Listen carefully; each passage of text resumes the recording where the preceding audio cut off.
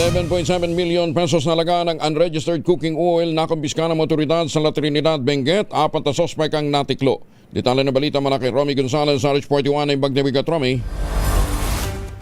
Sinamsam ng mga otoridad ang higit sa 11.7 milyong pisong halaga ng unregistered cooking oil at nareso ang 4 na suspect sa ikinasang operasyon sa La Trinidad, Benguet.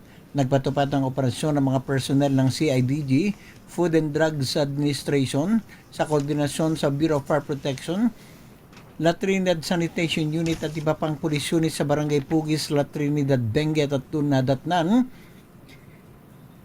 si Harold, may-ari ng establishment at mga empleyadong sina Den, Jay at Job na aktong nagbebenta at namamahagi ng hindi rehistrado at substandard na cooking oil at walang lisensya at permit na magnegosyo na paglabag sa Republic Act 9711 o Food and Drugs Administration Act of 2009. Kinumpis ka rin ng mga operating team ang mga unregistered cooking oil na nagkakalaga ng 11,725,036 pesos.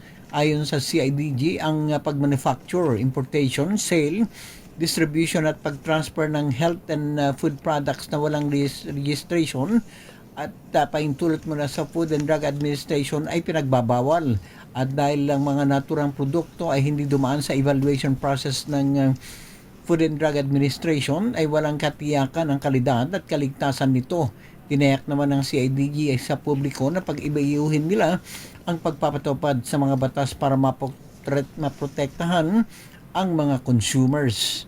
Ito si RH41 Romy Gonzalez para sa DZRH. Una sa Pilipinas, una sa Pilipino. Maraming salamat, Romy. Diyos na Gina.